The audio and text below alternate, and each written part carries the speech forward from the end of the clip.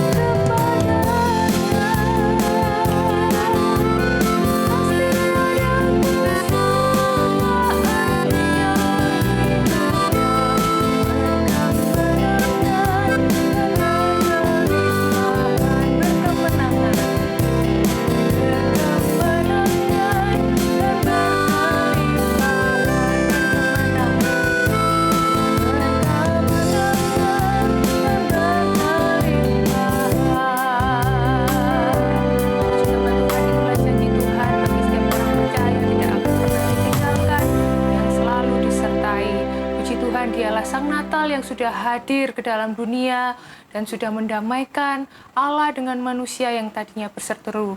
Oleh sebab itu dialah Allah yang layak untuk dipuji dan disembah.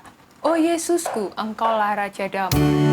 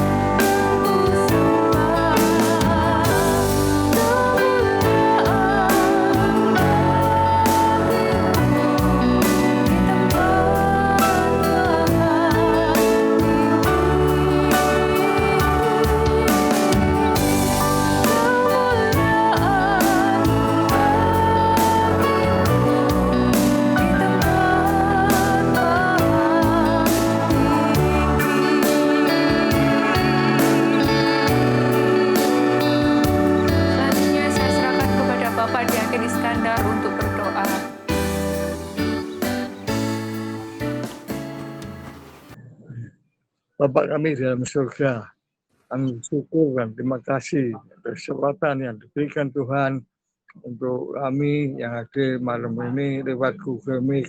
Karena kami akan memuji muliakan nama Tuhan. Di dalam nama Tuhan Yesus, kami mengucap syukur dan berdoa. Haleluya. Amin. Amin. Terima kasih Bapak Diaken Iskandar untuk doanya. Puji Tuhan, kita akan lanjutkan pujian kita. Kita akan pujikan, Aku ingin selalu berada di hadirat-Mu.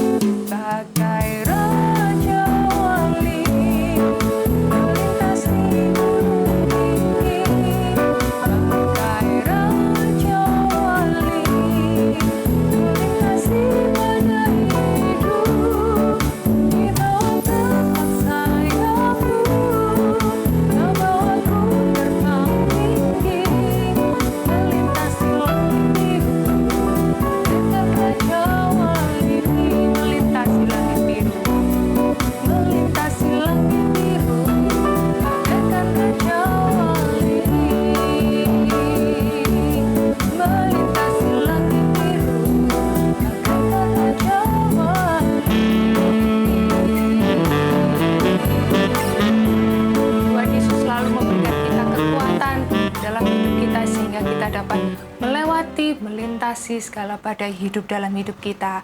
Kita lanjutkan pujian kita, telah lahir di Bethlehem. Malaikat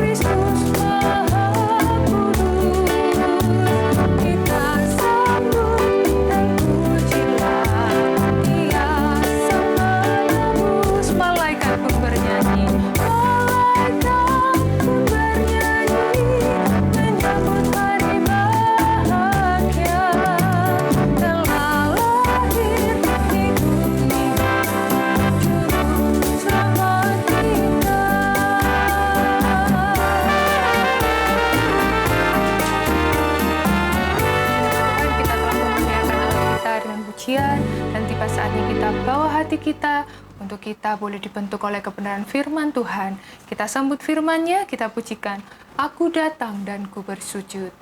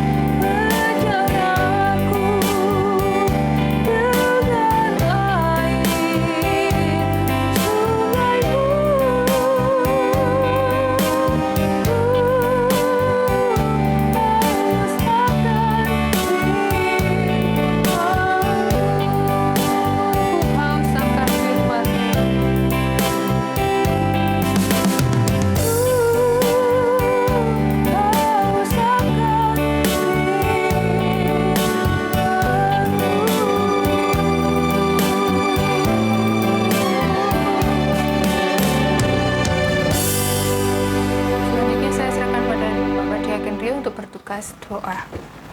Mari kita satu dalam doa.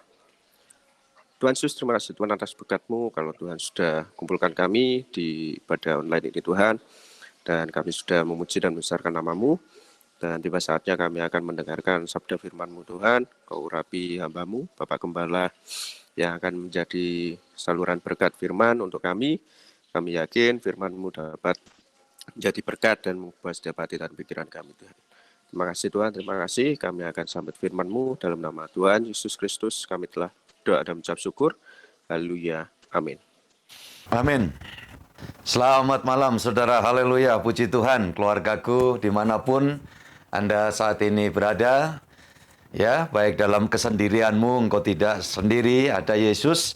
Lebih-lebih pasangan suami istri, keluarga semuanya, anak-anak Tuhan di berbagai tempat, bahkan ada yang di Papua, ya. Tuhan campur tangan, Tuhan melawat kita semua.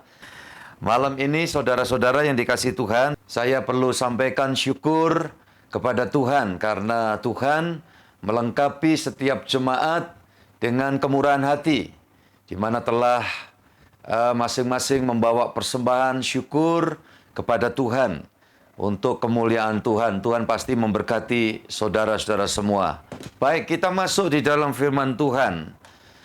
Hari ini saya ingin sampaikan hal yang penting. Tema pokoknya berkait dengan masa persiapan Natal ini. Ya, ada tema hari ini tentang tidak ada hari esok untuk iblis. Ini sekaligus menepis berbagai macam pikiran-pikiran, baik itu pikiran dari luar iman kita, ataupun juga pokok-pokok pikiran yang kadang-kadang dilontarkan oleh internal Kristen, ya, internal kita. Di mana ada orang-orang yang selalu mengajukan pertanyaan kepada saya, dan ini kiranya juga memberikan jawaban secara jelas tentang Pak, akhir zaman, eskatologi. Itu kaitannya dengan peristiwa-peristiwa yang bakal terjadi, yang sedang terjadi. Yang titik beratnya adalah bagaimana nanti masa antikris. Ya, karena ada bahkan nyanyian antikristus jadi raja atas dunia ini dan lain sebagainya. Saya mau katakan antikris itu adalah bagian manifestasi atau ejowantah dari pekerjaan iblis, pekerjaan kegelapan, saudara yang dikasihi Tuhan. Saya mau katakan, sekali lagi sesuai dengan tema hari ini, menyongsong Natal, kita tahu. Kenapa ada Natal? Itu nanti saya akan jelaskan. Ya, bahwa iblis tidak punya hari esok. Yang mempunyai keseluruhan, ya, keesokan hari itu adalah raja di atas segala raja. Siapa dia? Tuhan Yesus, Sang Natal. Jadi kalau bicara tentang bagaimana nanti kuasa setan bekerja dan lain sebagainya, dari dulu setan kerja, hari-hari ini juga kerja. Ya, yang akan datang sebelum Yesus datang, dia juga kerja. Tapi saya mau katakan kepada saudara, baik dalam masa perjanjian baru ataupun masa perjanjian lama, saudaraku yang dikasihi Yesus, ketika ada anak Tuhan yang secara proporsional iman yang dimiliki betul-betul dapat kerjasama dengan Tuhan, maka setan tidak pernah ada kesempatan, tidak ada hari esok buat iblis. Yang percaya katakan amin. Hari esok itu punyanya Tuhan dan punyanya setiap orang yang setuju dengan Tuhan. Saya percaya sekarang ini bersama dengan hamba-hamba Tuhan, para senior saya hormati, ibu bapak semua, para teman, hamba-hamba Tuhan, pelayan Tuhan dimanapun berada, saudara yang dikasihi Yesus, ya, kita patok ini bahwa pemenangnya adalah raja di atas segala raja. Siapa dia? Yesus. Siapa Yesus? Yesus itu raja kerajaan sorga. Ya, makanya dia datang ke dalam dunia. Natal 2000 tahun yang lalu. Sebelum 2000 tahun yang lalu dia berapa kali juga mendatangi, ya, tokoh-tokoh iman di dalam Alkitab. Itu yang saya sebutkan sebagai teofani. Teofani adalah Allah datang menampakkan diri dalam wujud. Ya, tetapi hanya seketika, sesaat. Saudaraku yang dikasihi Tuhan. Tapi waktu teofani permanen itu 2000 tahun lalu diawali dengan peristiwa Natal. Ya, firman Allah datang ke dalam dunia. Kurang lebih 33 tahun Tuhan Yesus ya menampakkan, menyatakan diri di dalam wujud yang oleh Yohanes dikatakan firman yang hidup, yang bisa diraba, bisa didengar, saudaraku, bisa disentuh. Siapa dia? Pribadi Yesus. Siapa dia? Firman yang keluar dari Allah. Maka Yesus mengatakan, ya, aku dan Bapa adalah satu. Saudara yang dikasihi Tuhan, ini di dalam pemahaman kristologi yang jelas, sederhana saja. Baik, kita akan lihat pokok kebenaran firman ini. Saya tunjukkan dalam Perjanjian Lama, ya, bahwa di sana ada peristiwa yang terjadi menunjuk kepada nubuatan akan terjadi pada hari Natal itu, wujud nyatanya.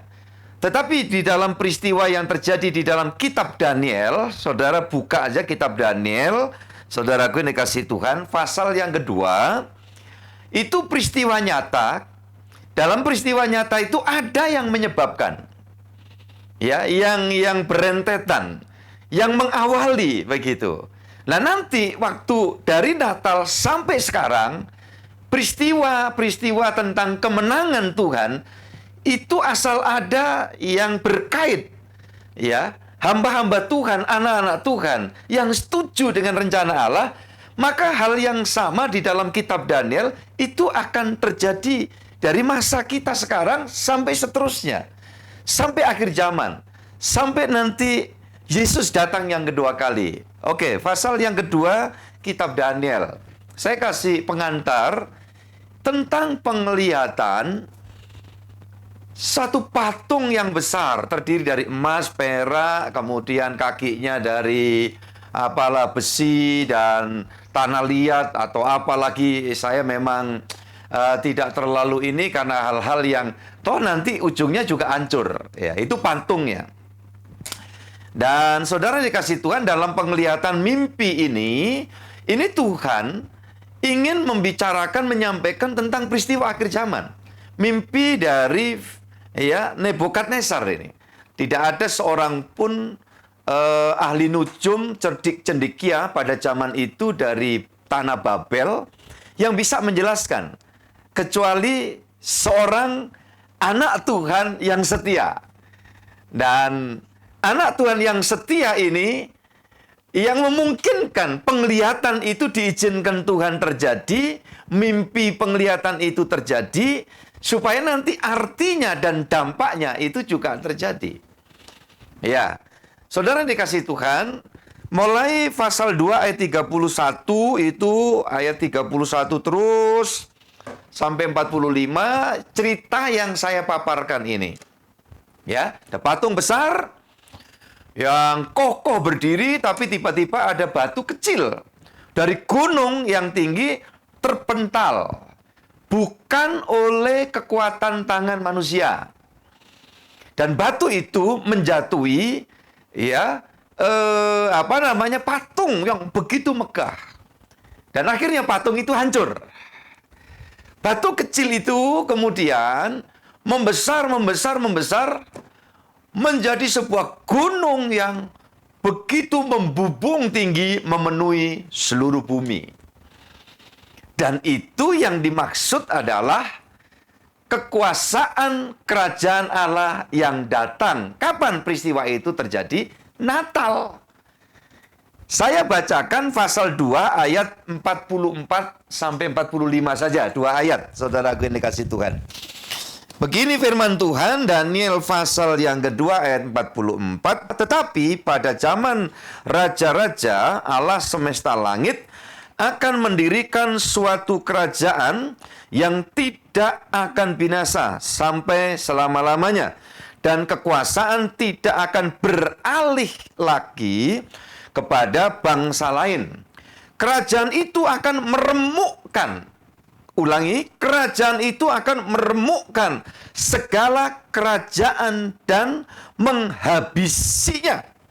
Ya, perhatikan itu saudara. Kerajaan itu, batu kecil yang jadi suatu gunung yang besar. Ini bicara kerajaan Allah yang datang ke dalam dunia akan meremukkan segala kerajaan dan menghabisinya. Tetapi kerajaan itu sendiri akan tetap untuk, tolong saudara yang lihat Alkitab, selama-lamanya.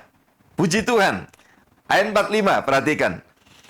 Tepat seperti Tuanku lihat bahwa tanpa perbuatan tangan manusia, sebuah batu terungkit lepas dari gunung. Ini isi penglihatannya. Ayat 44 tadi itu penjelasannya, ya, pengartiannya diutarakan oleh hamba Tuhan. Tepat seperti yang Tuanku lihat bahwa tanpa perbuatan tangan manusia, sebuah batu terungkit lepas dari gunung dan meremukkan besi, tembaga, tanah liat, perak, dan emas itu. Allah yang Maha Besar telah memberitahukan kepada Tuanku Raja apa yang akan terjadi di kemudian hari. Mimpi itu adalah benar dan maknanya dapat dipercayai. Sebagian banyak saudara sudah baca ayat-ayat ini. Tapi saya tetap menjaga pemikiran saya kalau ada di antara saudara yang masih kurang jelas tentang kisah ini. Lebih-lebih mungkin kalau ada orang yang berkata, kami baru loh Pak ikut Tuhan Yesus gitu ya. Jadi saudara-saudara, ini penglihatan Nebukadnezar. Tidak ada seorang pun yang bisa mengertikan. Tapi hamba Tuhan di sini, Daniel, yang memiliki suatu fellowship yang baik. Daniel ini dengan siapa? Dengan Tuhan. Dengan siapa lagi? Dengan kawan-kawannya yang dikenal dengan Sadrak, Mesak, dan Abednego. Ini tanda penting, bukti bahwa orang itu beriman, anak Tuhan yang baik. Dua hal, punya persekutuan yang baik dengan Tuhan. Ya, gimana persekutuan baik dengan Tuhan? Saudaraku, selalu rindu bersekutu dengan Tuhan. Ketika ada kesempatan ibadah real, pasti tidak menghindar. Ya, seperti itu. Seperti jemaat gereja kita. Waduh, semangat ya. Tadi dilapori admin, pagi 1-2 udah lebih-lebih ya di ruang cadangan, enggak masalah, sama. Tetap ada Yesus di situ. Amin. Ya, ini yang sore aja. Mungkin waktu diumumkan ini sudah ada yang daftar penuh juga, saya tidak tahu. Tapi coba aja saudara daftar. Ya Pak, tapi kami kan nanti ketemu orang. Gereja kita sangat memenuhi prosedur. Ya, prosedur protokol kesehatan teruji. Para petugas aparat yang datang, mereka angkat jempol. Ya, bahasa mereka perfect, sempurna gitu ya. Baru-baru lalu kita kedatangan juga tim Forum Kerukunan Umat Beragama. Berikut dengan unsur dari Pemda, Kesbangpol, saudaraku yang dikasihi Tuhan, melihat langsung kedalamannya dan mereka memuji. Bahkan kawan saya, seorang ustadz, Ketua Muhammadiyah Kabupaten Gresik, ketuanya. Beliau mengulas waktu berkunjung di gereja kita. Beliau katakan tempatnya bersih, ya, representatif benar sebagai tempat ibadah, bla bla bla. Ya, saya sampaikan ini pujian dari saudara kita. Saudaraku yang dikasihi Tuhan. Jadi, kalau saudara katakan padahal usia masih oke, sehat, seger ya. Saudaraku yang dikasihi Tuhan, kan ketemu nanti banyak orang. Nah, padahal ke gereja kagak, tapi mungkin tetap juga kegiatan ketemu orang. Padahal orang yang kita jumpai di mana-mana itu berapa yang OTG kita juga nggak tahu, iya kan? Di tempat yang tidak terkontrol, saudaraku. Tapi kalau gereja kita kan kita menerapkan itu. Bahkan lampu UV yang kita pakai di gereja itu standarnya untuk ruang operasi di rumah sakit. Kita punya berapa unit. Ya, setiap selesai dipakai langsung. Makanya kadang harus ada nunggu sejenak. Itu karena harus ada waktu minimal 30 menit lebih itu. Disinfektan ya, dibersihkan. Masuk saja ke area gereja, kesetnya itu dituang disinfektan. Supaya apa? Alas kaki itu sudah bebas dari ya bakteri, virus atau apapun. Jadi saudaraku yang dikasih Tuhan, kita tidak mikir itu pembiayaan ini perlu ini. Saya bilang apa yang diperlukan ya kita yakin Tuhan mengadakan begitu. Jadi saudara, ini tanda orang yang menikmati tebusan Tuhan. Hubungannya baik sama Tuhan. Kerinduan ibadah, kerinduan ya hidup dalam kuasa firman. Seperti ini. Kita bukan cuma dengar, tapi hidup dalam kuasa firman. Makanya ketika kita ibadah ini, Google Meet atau saudara saat ada yang lapor ke saya, HP-nya belum ada ya bisa digunakan untuk Google Meet. Kami ikut di YouTube, Pak. Oke. Tapi orang yang rindu kuasa firman Tuhan tetap fokus. Ya, kalau perlu ya harus betul-betul dikunci. Artinya kunci hal-hal yang akses ganggu kita itu kita stop. Ya, sesaat boleh ngindar itu kecuali kalau maaf ya kebelet pipis saja itu ya apa boleh buat kan, saudara yang dikasih Tuhan. Nah, seperti ini pun juga begitu. Ya, makanya sangat-sangat saya hormati dengan cinta kasih ketika di posisi proses Google Meet semua membuka videonya. Jadi saudara ini saling mendisiplin aja, kita saling dorong, saling menyemangati. Katakan firman Tuhan itu di dalam Ibrani kan ya, karena kita itu punya banyak saksi yang menyaksikan kita. Nah, kalau kita dalam Tuhan ini saling menyaksikannya untuk memberikan support, memberikan penguatan, bukan untuk ngecek, bukan untuk membuli, bukan untuk menghina. Ya, jadi ketika saya katakan, wah saya hormat banget loh ini saudara-saudara menghidupkan videonya. Sehingga apa? Ya artinya ngontrol, saling ngontrol demi kebaikan kita. Fellowship dengan Tuhan bagus. Ya, yang kedua fellowship dengan sesama. Sesama itu siapa? Dalam konteks internal ini keluargaku semua dengan aku, hamba Tuhan. Ya, Tuhan tempatkan aku di tengah-tengah saudaraku semua, keluargaku semua. Jalin hubungan yang baik. Sesama internal keluarga. Begitu juga, saudara yang dikasih Tuhan, ada masalah-masalah, ya modalnya saling mengampuni, memaafkan itu baru orang yang tidak sombong. Orang yang menolak memaafkan orang lain itu sombong. Orang yang begitu tidak layak dapat pengampunan. Makanya selalu saya mengingatkan, masalah mungkin aja ketersinggungan, ya.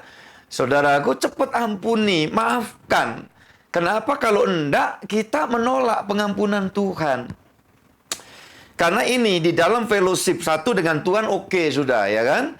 Kita didamaikan dengan Bapa. Yang kedua, saudara dikasih itu internal ya dengan seiman. Ya, saudara, enggak seiman aja kita maafkan, apalagi seiman, apalagi serumah, sekeluarga, saudara bersaudara. Kita belajar ampuni karena apa yang mereka perbuat tidak ngerti. Kadang kita ketemu orang yang jengkel-jengkelkan gitu kan.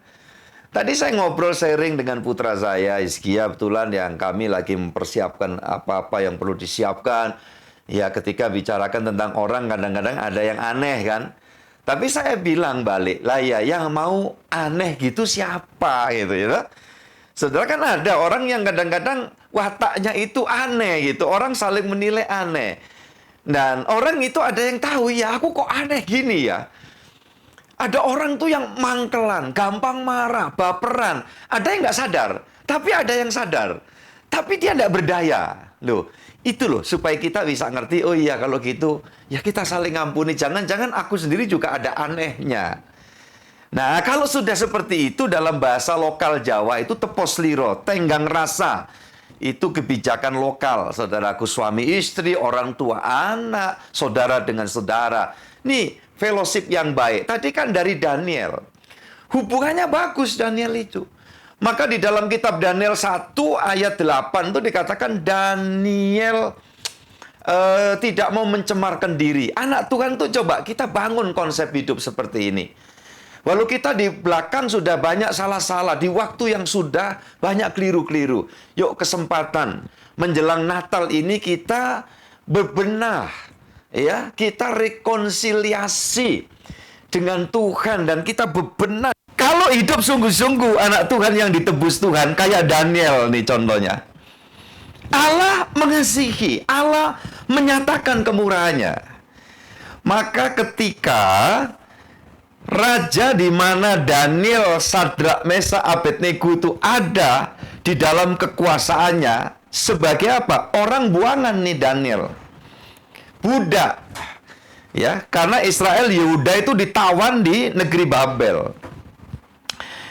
Secara manusia, budak tawanan tuh selalu tidak ada harapan. Tapi dari peristiwa ini dalam kitab Daniel saya kasih paparannya. Allah itu luar biasa. Alkitab menunjukkan hal yang tidak mungkin selalu ada kemungkinan. Makanya selalu saya mengatakan, kita ini kalau anak Tuhan selalu punya pengharapan baik di dalam Tuhan. Yang percaya katakan amin. Iya, saudara yang dikasih Yesus, kalau Tuhan masih beri kesempatan kita hidup, kita dianugerahi waktu, ya ada hal-hal yang serba mungkin kok. Makanya saya minta di sini anak Tuhan dan nanti sampaikan kepada yang lain. Selalu ada hari esok. Karena hari ini, hari esok tuh punya Tuhan. Hari esok bukan punya iblis. Iblis, setan, kuasa jahat tidak punya hari esok. Yang setuju katakan amin. Ini dulu. Tancapkan di pikiran, di dalam hati, dalam roh kita. Anak Tuhan selalu ada hari esok. Karena Tuhannya, Rajanya, pemilik hari-hari di dalam kehidupan. Tak terkalahkan. Puji Tuhan. Makanya sekali lagi salah kalau orang selalu menggambarkan dunia antikris itu nanti begini begitu. Ya, anak Tuhan tidak perlu kan di dalam kekuasaan antikris. Kalau toh itu ada bentuknya kayak apa atau sudah terjadi, ya sebetulnya antikris itu apa yang berseberangan dengan kehendak Tuhan, berseberangan dengan prinsip-prinsip kerajaan Allah, yaitu adalah prinsip antikristus. Dari dulu sudah ada. Tetapi ada pribadi-pribadi yang sepakat dengan kehendak Tuhan, menjadi kawan sekerja Tuhan seperti Daniel. Ya, dan kalau hari-hari ini terjadi buat saya, buat tim pastori, buat tim admin, para diaken, para hamba Tuhan, sahabat-sahabatku, pelayan Tuhan, seluruh jemaat, ya, mau sepakat dengan kerajaan Tuhan, otomatis kita jadi sekutunya Tuhan. Ucapkan perkataan ini, sekutunya Tuhan. Puji Tuhan. Dan kalau kita jadi sekutunya Tuhan, maka kita selalu ada hari esok itu kita terima dari Tuhan. Dan kuasa jahat, iblis, tidak akan pernah dapat kesempatan untuk memiliki hari esok. Seolah-olah dia pemenangnya. Tidak mungkin. Ya. Baik, saudara yang dikasihi Tuhan. Itu sebabnya penglihatan patung yang dihancurkan oleh batu kecil yang terungkit dari atas gunung, ya, bukan oleh kekuatan campur tangan manusia. Ini menggambarkan patung yang besar. Ini adalah kekuatan kerajaan-kerajaan, kekuasaan duniawi, kuasa gelap yang diilhami oleh kuasa gelap. Dan batu kecil ini yang turun dari atas itu adalah rajanya kerajaan sorga, penguasa kerajaan sorga. Ya, yang sampai nanti kita waktu tinggalkan tubuh, kita pulang ke sana, dalam kata lain meninggal dunia, itu dalam kelengkapan katanya adalah meninggalkan, ada imbuhan kan, meninggalkan dunia. Jadi mati itu bukan hilang, bukan mati, ya. Anak Tuhan tidak mengalami kematian, tetapi meninggalkan dunia. Ya, berikut tubuhnya ditinggal, rohnya ini meninggalkan dunia, masuk di dalam kerajaan sorga, kerajaan Allah. Dan kita akan berjumpa, kita bertemu ketemu dengan siapa? Rajanya kerajaan surga itu Yesus. PR, tolong dicatat dulu. Nanti saudara baca dalam Wahyu pasal 19. Wahyu 19 ayat 11 sampai 16. Itu menunjuk pribadi Yesus, raja di atas segala raja. Itu besok kita akan ketemu tatap muka langsung di bawah kekuasaan Tuhan langsung. Sekarang belum tatap muka. Ya. Kita tidak ada kemampuan untuk menatap dia karena masih ada dalam tubuh. Tetapi kita sudah di dalam kekuasaan kerajaan Allah. Sejak kapan prinsip ini terjadi? Ya, dalil ini terjadi sejak Natal 2000 tahun yang silam. Ini saya berharap semua saudara camkan ini. Ini penting, ini PA, pemahaman Alkitab. Sehingga iman kekristenan kita tidak ngambang. Saudaraku yang dikasihi Tuhan, tidak ngambang. Sekali lagi, Raja Kerajaan Sorga itu Tuhan Yesus. Nanti waktu kita tinggalkan tubuh, kita akan ketemu dia sebagai Raja dan dia menguasai seluruh keberadaan kita. Kekuasaannya di atas kita. Sekarang sudah kekuasaan kerajaan Yesus itu ada melingkupi kita. Cuma kita belum bisa bertatap muka dengan dia. Ya, catat baik-baik ini. Jadi Wahyu pasal 19 ayat 11 sampai 16. Saudaraku yang dikasihi Tuhan. Dan terus nanti pasal-pasal berikutnya itu memperlihatkan tentang nanti kita jumpa Yesus seperti domba yang telah tersembelih. Itu waktu kita ketemu di sorga. Perjumpaan yang luar biasa. Ya. Kenapa seperti domba yang tersembelih? Tanda-tanda luka-luka, penderitaan, penyiksaan, dan penyaliban Yesus itu dibawa sampai sekarang, sampai kapanpun. Padahal yang mati disalib dari kelompoknya Tuhan kita Yesus itu kan banyak. Petrus disalib, kepalanya dibawa, Yakobus dipenggal kepalanya, waduh.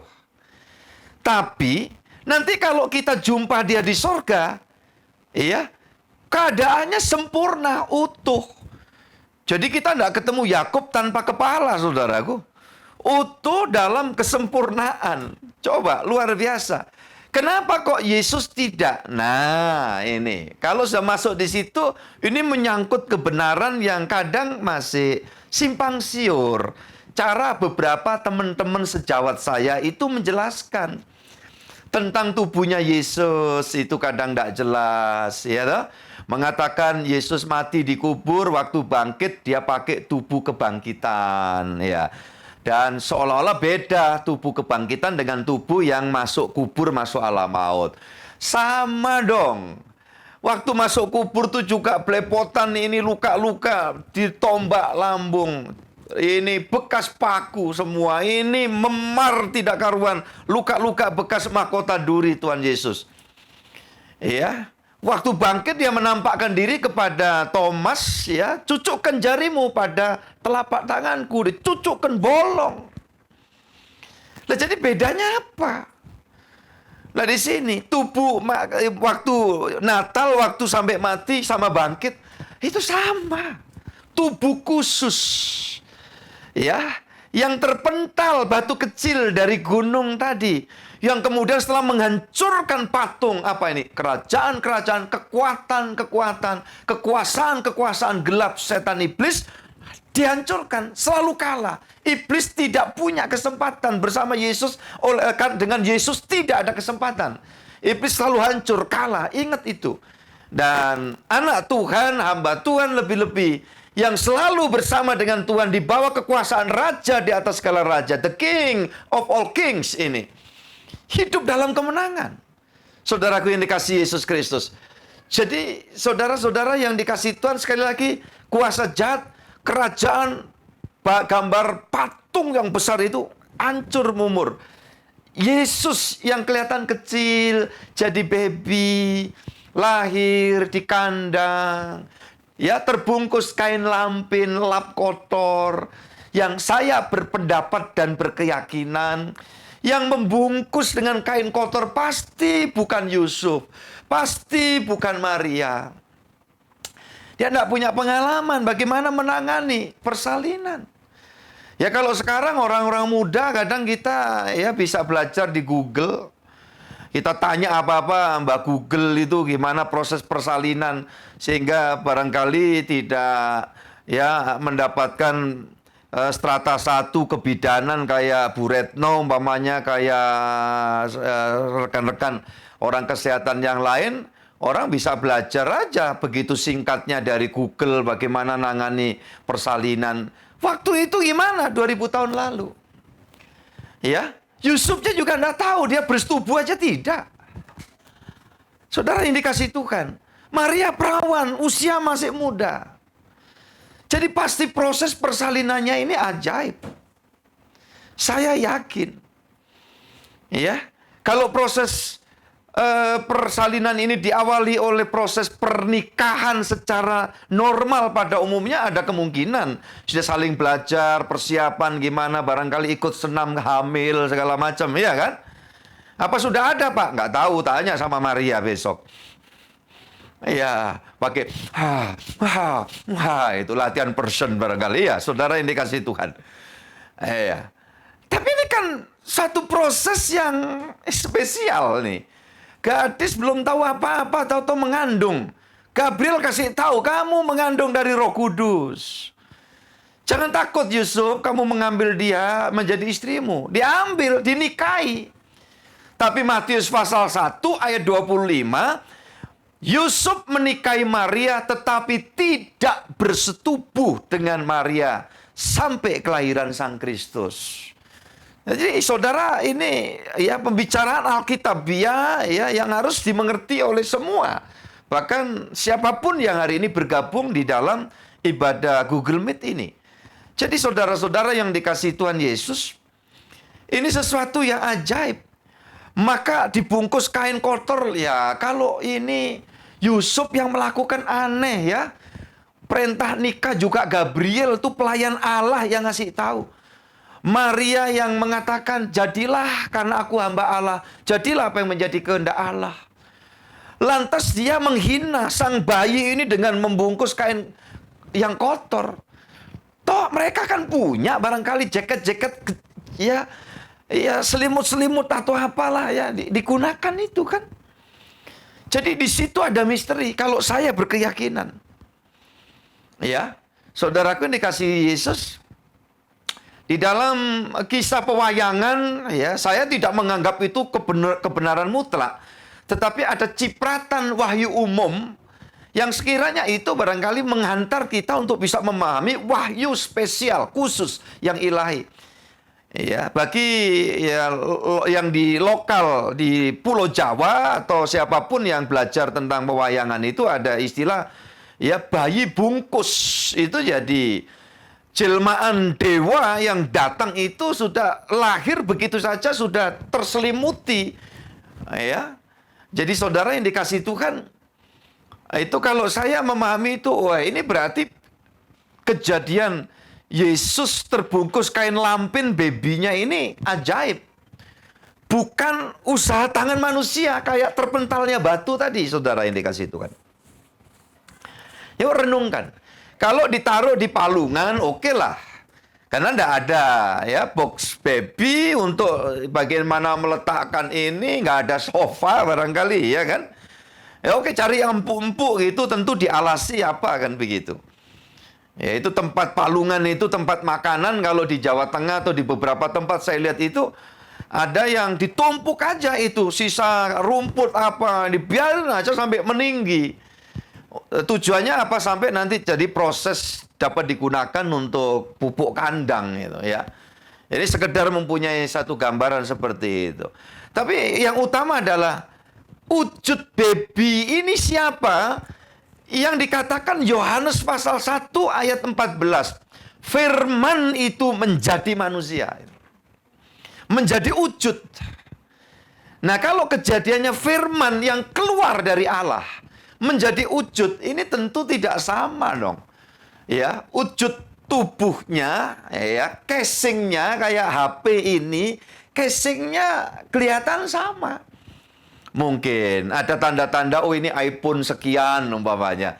Tapi dalamnya tidak sama. Kan gitu. Casingnya manusia. Karena Yesus datang ini dalam proses penyelamatan manusia. Nanti akan ada waktu di mana Yesus gambar Allah itu sebenarnya mengembalikan gambar Allah yang telah diciptakan oleh Allah untuk manusia. Dicipta seturut gambar Allah. Dan itu rusak gambar Allah di dalam diri manusia. Karena dosa. Karena kuasa kegelapan menjatuhkan, menjerat manusia. Maka kedatangan Yesus itu, tolong catat baik kalimat ini, adalah memulihkan gambar hal Allah yang telah rusak di dalam diri manusia. Maka Yesus yang dikatakan dalam Kolose pasal 1 ayat 15 adalah gambar Allah yang tidak kelihatan.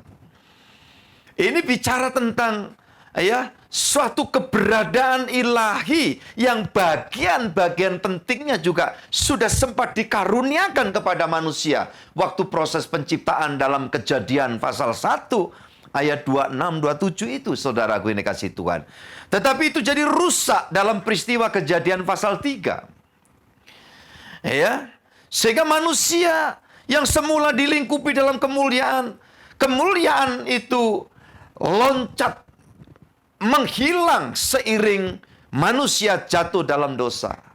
Maka dikatakan di dalam Roma pasal 3 ayat 23, semua orang telah berbuat dosa dan telah kehilangan kemuliaan Allah.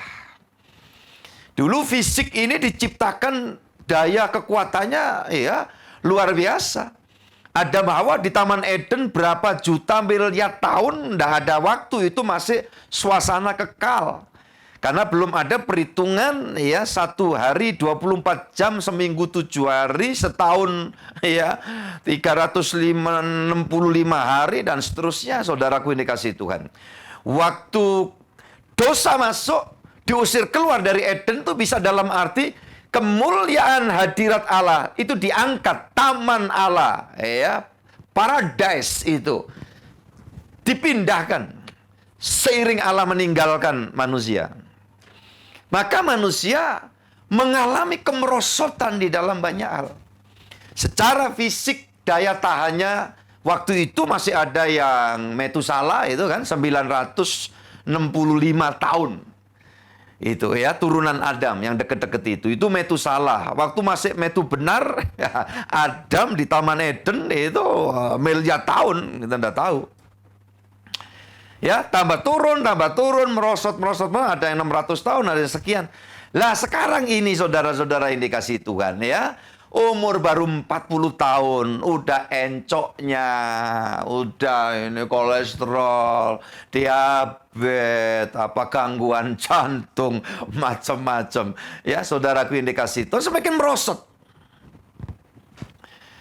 Ya, tetapi untung kemerosotan itu tubuh, oke. Kemerosotan jiwa, tidak karuan. Manusia ada kecenderungan memberontak Allah. Mengikuti konsep dari majikan lama itu yang masih ke bawah-bawah. Itu menunjukkan kerusakan jiwa. Tubuh, jiwa, saya terangkan. Ya. Sedangkan kemerosotan roh. Manusia berdosa, rohnya itu terputus hubungan dengan Allah. Padahal potensi roh itu ingin menjangkau hal-hal yang sifatnya ilahi. Roh itu supranatural. Dia ingin berfellowship dengan yang supranatural, yang maha supranatural. Itu Allah. Tetapi karena terputus, ya Allah terang tidak bisa ini tetap tinggal di dalam kehidupan manusia yang berdosa, jadi dalam kuasa gelap. Ya. Tetapi keinginan manusia bersekutu dengan yang supranatural itu tetap. Makanya di dalam dunia itu ditampilkan beragam agama, laku semua. Ya, produk agama ini laku, pasti ada pengikutnya. Ya, ini menunjukkan di dalam diri manusia itu punya potensi ingin menjangkau hal yang ilahi. Nah, ini kalau secara umum dalam kaitannya agama-agama itu ditampilkan ini produk yang ada. Dan selalu ada yang percaya. Tetapi kalau bicara secara personal ini, kita ngomong latar belakang kita orang berdosa itu dulu. Begitu kita berdosa, kekuatan roh kita yang terputus hubungan ini kepingin tersambung. Akhirnya apa? Di dalam kekuatan dosa ini kuasa kegelapan nimbrung di situ. Sehingga apa? Ya, orang asal pokok bisa sakti, dia dipuaskan, dia punya ilmu ini, ilmu itu, dari kuasa gelap, kuasa ini, ya di tempat-tempat yang keramat dan lain sebagainya. Ini kan fakta. Saya tidak ngomong ya sesuatu yang sulit dimengerti kan. Ini kan fakta, realitas yang kita lihat. Ya. Jadi dalam hal ini setan memanfaatkan. Makanya kalau sampai ada orang, ya ini kita waktu kita tidak ngomong orang lain. Kita waktu masih di dalam dosa. Mungkin aturan-aturan kepercayaan ini oke ada. Tetapi ya mau membawa sesaji, mau mempercayai yang aneh-aneh itu kan begitu mendominasi kehidupan manusia kita yang lama. Andai kata kalau ada orang tahu-tahu bilang, wah di perempatan sana, di pojokan sana, ada tikus tuh gedenya itu ya sebesar anak kambing itu. Lantas bahasa lokal di Jawa bilangnya itu daden-daden. Jadi daden-daden itu semacam babi ngepet atau apa itu ya. Bukan tikus beneran. Saudara, orang begitu percaya ada penjelmaan ini jadi ini. Percaya. Tetapi begitu berita Natal disampaikan, Allah menjelma dalam wujud manusia Yesus. Ya. Begitu usaha untuk menyangga itu selalu muncul, timbul di mana-mana. Coba renungkan, saudaraku. Makanya ketika saudara dan saya ya bisa menyambut Natal, itu pintu anugerah dibuka dan Tuhan menyentuh hati kita dan kita membawa hidup ini, diri kita untuk sungguh-sungguh mengarahkan roh ini kepada Allah Sang Pencipta yang dahsyat dan luar biasa. Sampai di sini kalau saya mengerti, tolong angkat jempol saudara dan katakan haleluya, amin, puji Tuhan. Khotbah belum selesai ya. Puji Tuhan. Tarik nafas dulu, saya juga. Salaman kiri kanan, Tuhan memberkati. Kan enggak apa-apa itu di kiri kanan saudara kan. Kalau bisa sama saya. Puji Tuhan, puji Tuhan. Ya, keluargaku semua, saya senang sekali. Tiap kali saya belajar firman, saya bersekutu dengan saudara. Itu rasanya, aduh, kepuasan saya ya. Puji Tuhan, ada Pak Theo, ada Pak Daud Sunoto dan keluarga, ada Pak Chandra, ya Tuhan memberkati Pak. Semua ini yang kelihatan kayak Pak Subandi, ya Tuhan memberkati, sehat semangat semua. Bu Eko, puji Tuhan, ya Evangelis Karlia, Tuhan memberkati, puji Tuhan. Ini kalau mau noleh layar lebih besar di kiri saya, tapi kesannya saya tidak lihat saudara jadinya ya. Puji Tuhan, ini senang, saya bersyukur. Rekan-rekan diaken semua, guru-guru sekolah minggu yang cinta Tuhan, ya menjadi pekerja-pekerja Tuhan yang setia kita. Saudaraku yang dikasih Tuhan, dan di sana Pak Hadi, Pak Yohanes Widodo. Ya, ini sebagian ada yang menyembunyikan wajahnya karena videonya tidak diperlihatkan, ya. Mungkin karena wajahnya ada sinar kemuliaan Allah. Takut larut.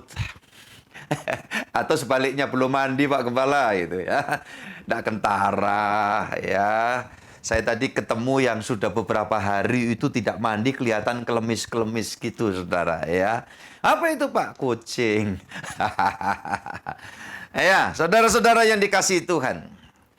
Jadi kita lihat ini, ketika prinsip-prinsip kebenaran ini disampaikan kepada kita, hati kita sudah terbuka, kita bisa menyambut Yesus Sang Raja di atas segala raja. Batu kecil itu, saudaraku, yang terpental, ya bukan karena sentuhan tangan manusia, Saudaraku yang dikasihi, itulah Yesus yang kita sambut, itulah dia, Raja di atas segala raja. Maka begini kaitannya. Ada penglihatan patung besar bisa dihancurkan oleh Yesus. Penglihatan itu berawal ada anak-anak Tuhan yang setia. Seperti Daniel tadi. Dengan kawan-kawannya. Sadrak, Mesak, Abednego. Ya, saudara yang dikasihi Tuhan. Ini akan berulang. Kemenangan kerajaan Allah akan terus nyata. Raja di atas segala raja dari kerajaan sorga itu terus berkuasa atas kita, hidup kita terus ada di dalam jalan rencananya.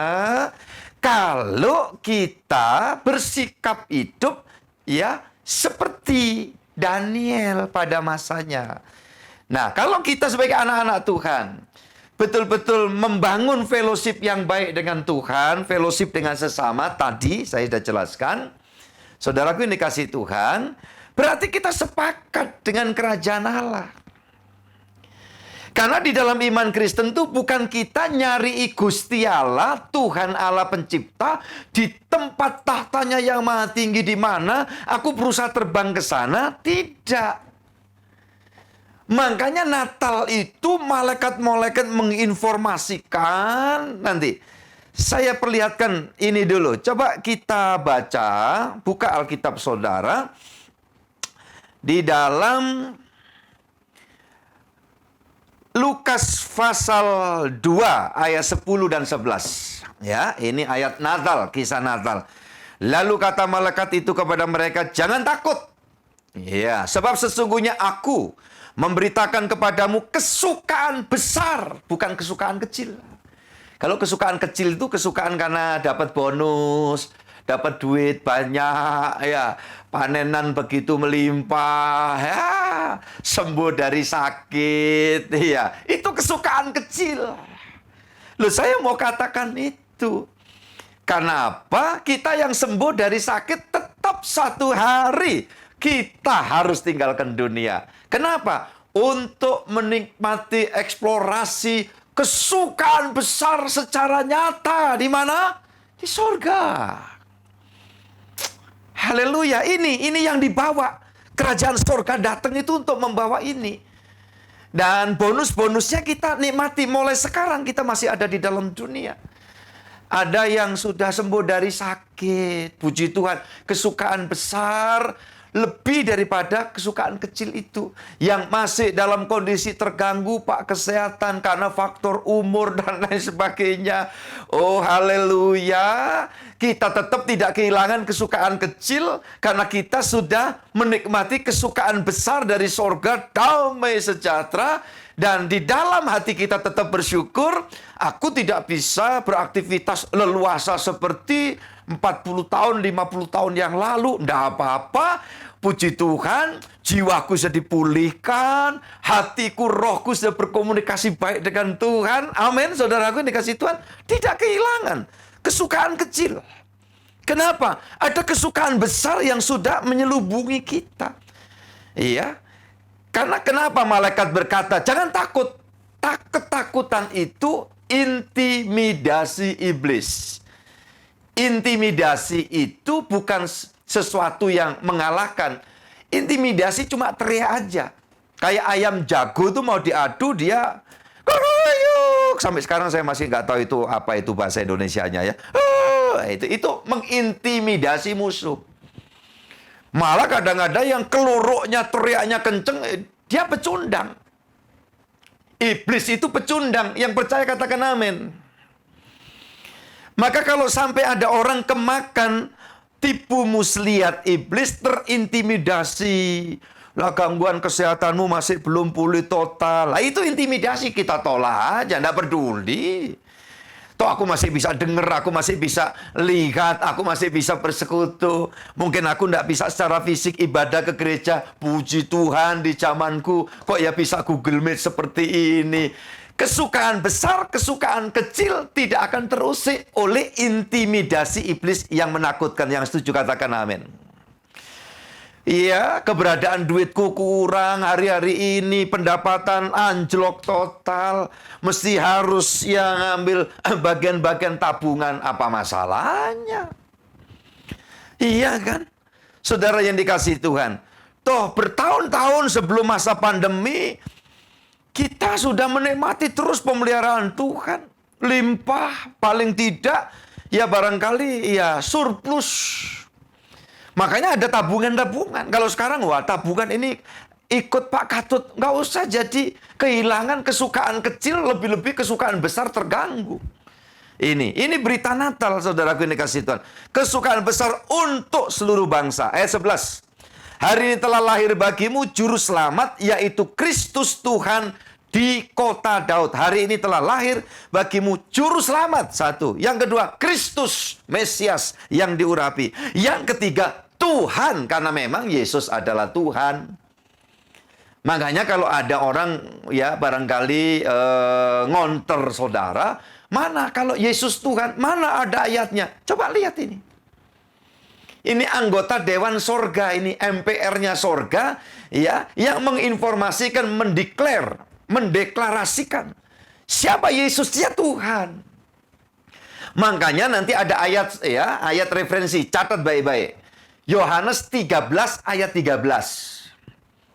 Yesus berkata, benar katamu bahwa aku ini guru dan Tuhan. Itu loh. Jadi kalau wah ini nanti di counter orang, mana ayatnya? Ini udah dikasih tahu. Ini Gabriel, malaikat ngasih tahu ini seolah-olah dewan tertinggi sorga, itu artinya dewan ya MPR-nya sorga ngasih tahu. Ini loh, rajanya ini loh, raja datang. Gitu. Makanya iman Kristen tuh keunggulannya luar biasa begini. Bukan sorga memerintah kita bersusah payah mencari Tuhan, naik-naik berusaha dengan berbagai macam usaha kita untuk bisa mendapatkan kerajaan sorga, tetapi raja dan kerajaannya yang datang ke bumi. Iya, karena buminya sudah dikuasai kegelapan sejak Kejadian pasal 3. Ya kan, kerajaan Allah diangkat. Natal itu kerajaan Allah dikembalikan. Maka anak Tuhan masih di dunia yang jahat, dunia yang tidak menentu ini. Tapi kalau hidup saudara, hidup dalam iman, taat firman, sepakat dengan rencana Tuhan, saudara dan saya tetap merasakan kekuatan sorgawi. Itulah Taman Eden yang dipulihkan. Hidup bukan karena ya semata-mata kekayaan, duit, idealisme yang mesti begini begitu. Sederhana saja. Aku masih dikasih kesempatan hidup, walau mungkin dengan kondisi yang tidak seprima dulu 50 tahun lalu. Aku bersyukur, aku bisa memuliakan Tuhan. Ya, saudara kan dikasih Tuhan, aku bisa bersaksi, aku bisa doain Pak Gembala seperti Pak Gembala mendoain aku, barangkali kan gitu. Nah, itu bekerja buat ladang Tuhan. Saudara sepakat dengan kerajaan Allah. Maka bukan kita yang mencari kerajaan itu yang datang. Saudara-saudara yang dikasihi Tuhan. Beralih Matius pasal 6 ayat 9 dan 10. Karena itu berdoalah demikian, Bapa kami yang di sorga. Ini doanya anak-anak Tuhan nih ya. Dikuduskanlah namamu. Nah, ini tahu. Kalau yang patut dimuliakan itu Tuhan, bukan hantu.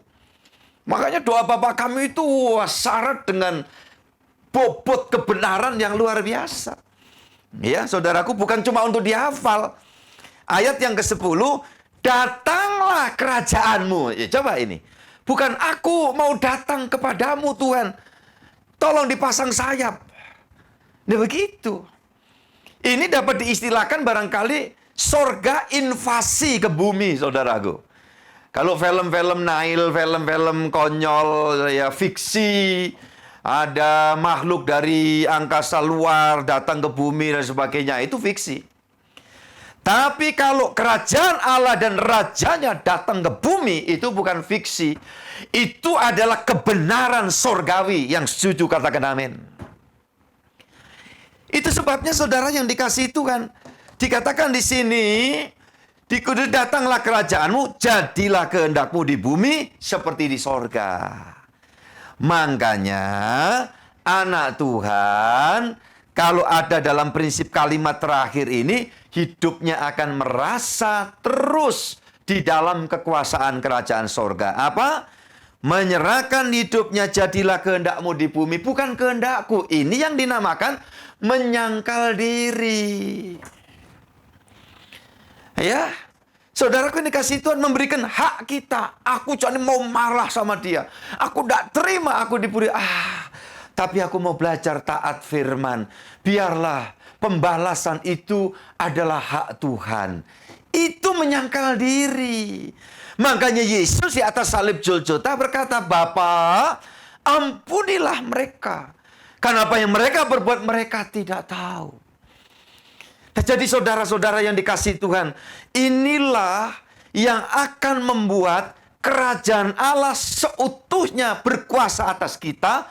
Kerajaan-kerajaan kuasa gelap tidak akan ada hari esok buat mereka. Yang setuju katakan amin.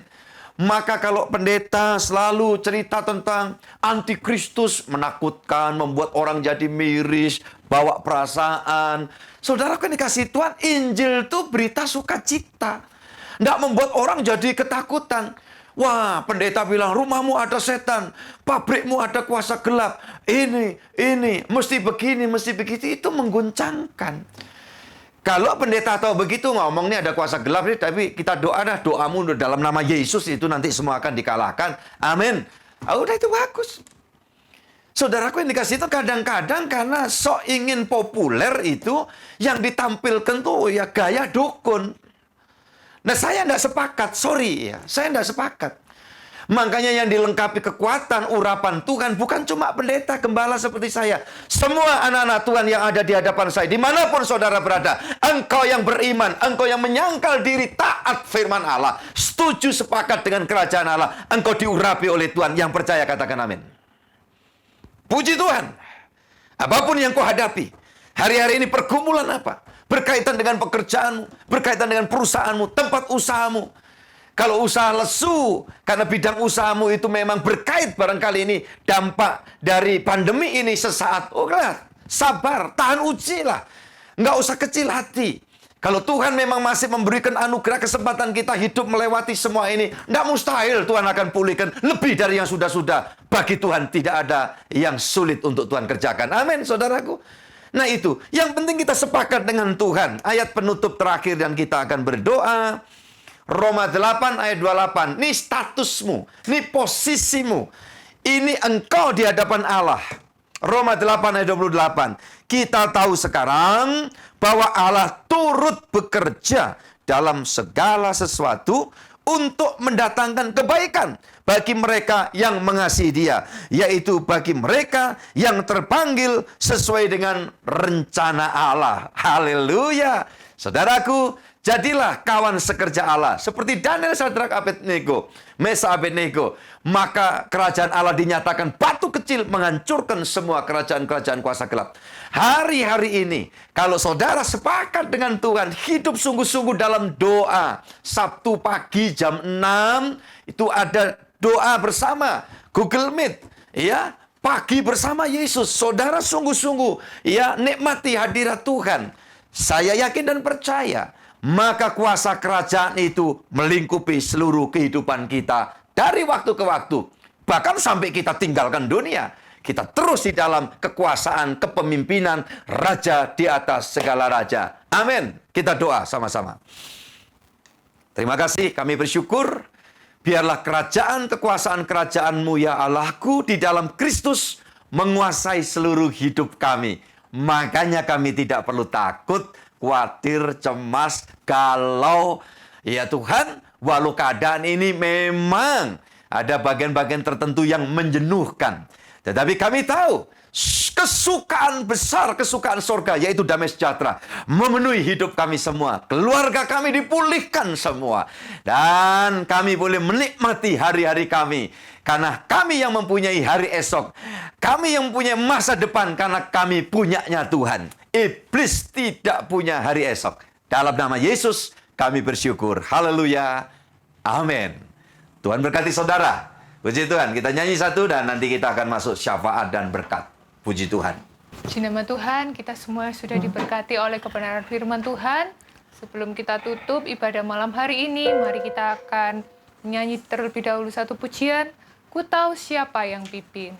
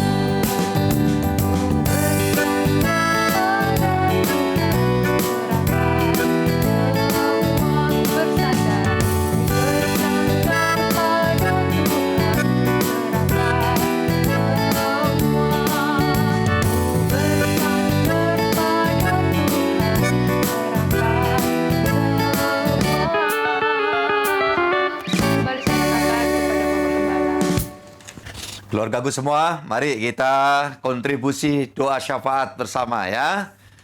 Puji Tuhan, Bapa Surgawi, terima kasih. Kami mengucap syukur hari ini. Semua di hadapan-Mu kami sedang bertindak melaksanakan tugas kami sebagai imamat yang rajani.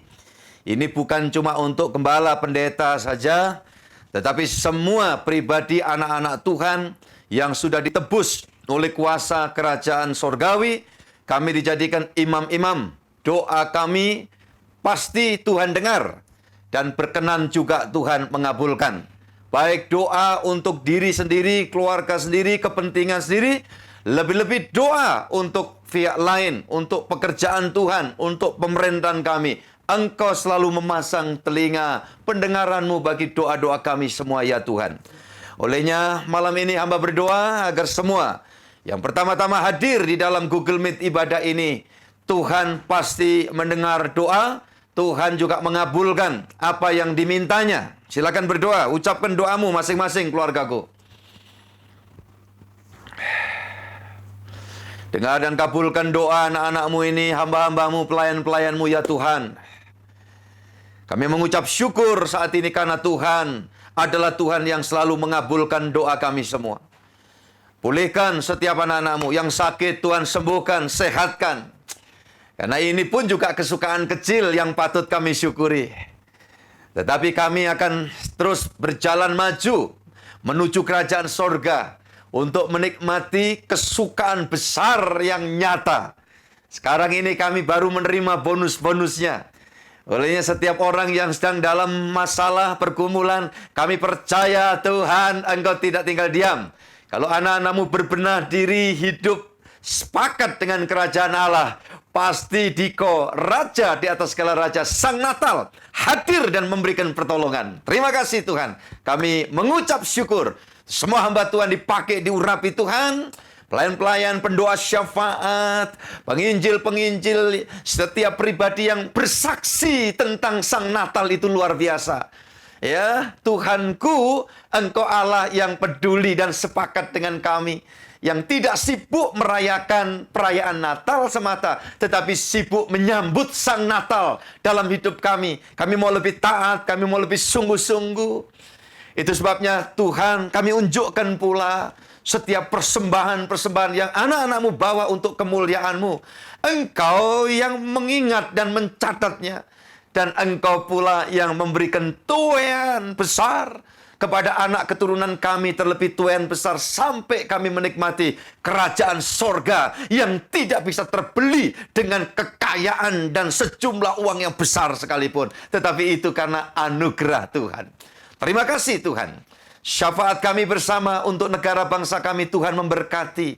Tuhan campur tangan, syukur kami.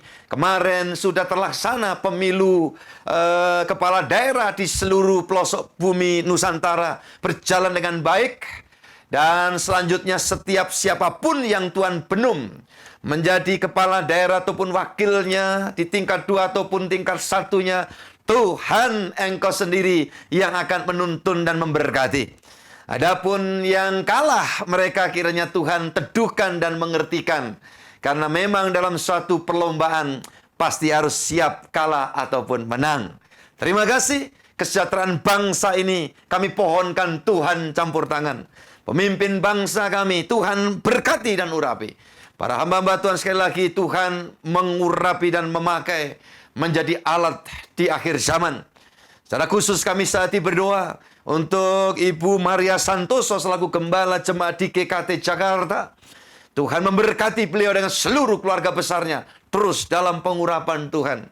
Demikian juga Ketua Sinode Gereja kami, Pendeta Dr. Handoyo Santoso. Tuhan mengurapi beliau dengan seluruh tim, seluruh keluarga besar ada di dalam urapan, dalam kuat kuasa Tuhan. Terima kasih Tuhan untuk malam ini. Kami yakin semua anak-anak-Mu yang di rumah, yang di tempat di perjalanan, yang sedang dirawat di rumah sakit, dimanapun berada, semua dilawat oleh Tuhan. Dan dikuatkan dan ditopang oleh kerajaan Allah yang dahsyat. Kami mengucap syukur untuk semua itu. Di dalam kuasa nama-Mu, segala hormat puji, kami naikkan kepadamu Bapa Surgawi. Dan terimakanlah berkat-Mu bagi kami semua. Saudaraku yang dikasihi Tuhan, terimalah segala rahmat yang baik dari Tuhan dalam kehidupan ini, dalam pemeliharaan Tuhan, dalam kasih Tuhan, di dalam berkat Tuhan, dalam rezeki Tuhan, yaitu di dalam kuat kuasa Bapa, Putra, dan Roh Kudus, di dalam Tuhan Yesus Kristus yang akan datang kembali menjemput kita pulang ke sorga yang mulia. Semua yang percaya bersama dengan saya katakan, amin. Tuhan memberkati kita semua.